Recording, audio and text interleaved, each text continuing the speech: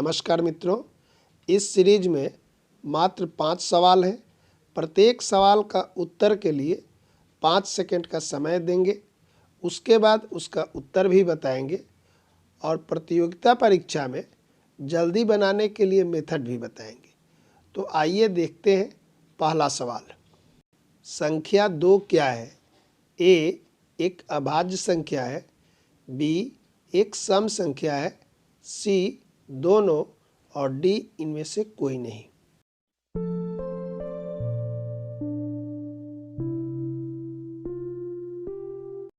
इसका सही जवाब होगा सी नंबर।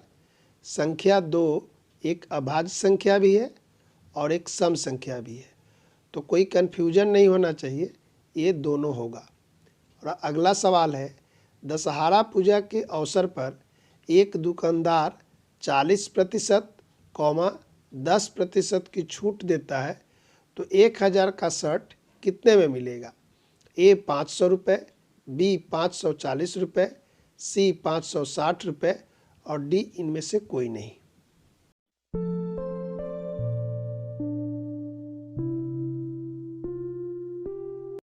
इस सवाल का सही उत्तर कैसे निकालते हैं? तो सबसे पहले देखेंगे कि छूट कितना कितना है। तो पहला है 40%, 10%। तो इस दोनों छूट को जोड़ेंगे नहीं, अगर जोड़ेंगे तो गलती होगी। सबसे पहले 40% छूट निकालेंगे। तो शर्ट का मूल्य कितना है? 1000, तो 1000 का 40%, 1000 में 40% से गुना यानी 40/100। देखिए ए कितना आया? 400 रुपये। तो 400 रुपया छूट मिल गया। तो अब शर्ट का मूल्य कितना होगा? 1000 में से 400 माइनस कर लीजिए, तो ये आएगा 600 रुपये। अब 600 रुपये पर 10% छूट देंगे, तो ये 10/100 गुना कर लिए पहले जैसा। ये काटेंगे इस तरह, कितना आया? 60 रुपये।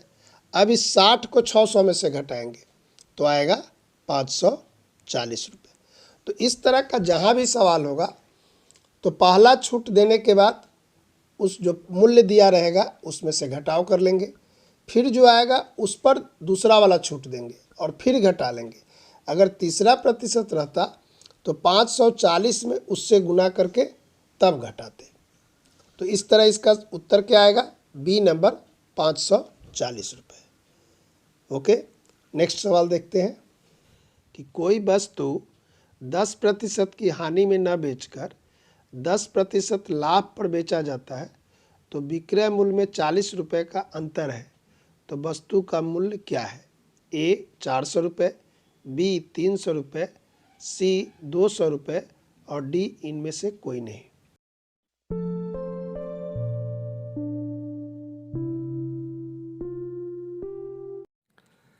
इस प्रश्न का सही उत्तर होगा सी नंबर 200 रुपये। कैसे हुआ? तो मान लीजिए वस्तु का मूल्य है 100 रुपये। 10% की जब हानि होगी तो विक्रय मूल्य कितना होगा? 90 रुपये। 10% का अगर लाभ होता तब विक्रय मूल्य कितना होता? 110 रुपये। इस दोनों का अंतर कितना होगा? 20 रुपये। तो देखिए 20 रुपया जब अंतर है तो वस्तु का मूल्य कितना है? 100 रुपये। तो यहाँ पर 40 रुपया अंतर है, तो मूल्य कितना होगा? सीधा है, 20 रुपया जब अंतर है तो 100 रुपया और 40 रुपया का अंतर होगा तो मूल्य होगा 200 रुपये। ये आंसर हुआ। तो कहीं भी अगर सवाल है तो जितना की हानि और उतना ही का लाभ अगर है तो दोनों जोड़ देंगे। जैसे अगर 15% रहता और 15% लाभ भी रहता तो इस 15 और 15 को 30 जोड़ लेते और तब अंतर 30 कितना? 100 रुपये पर। तो जो सवाल में रहता उसकी गणना कर लेंगे। तो ये बहुत जल्दी बनाने का यही तरीका है, मेथड से बनाने पर देर लगेगी। नेक्स्ट सवाल देखते हैं। किसी वृत्त को त्रिज्य खंड में विभक्त करने पर चित्रानुसार, जैसा कि यहाँ चित्र है, इस तरह सजाने पर आयत जैसा बन जाता है, तो त्रिज्यखंड की संख्या क्या होगी? ए 16, बी 32, सी 64 और डी इनमें से कोई नहीं।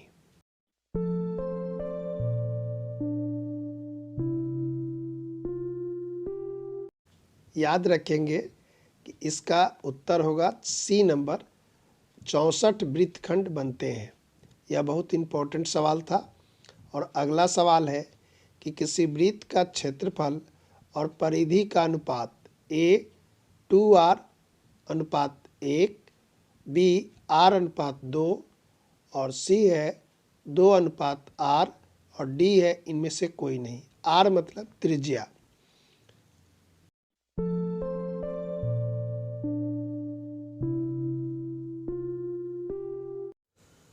तो इसका सही उत्तर होगा बी नंबर, r अनुपात 2। कैसे हुआ?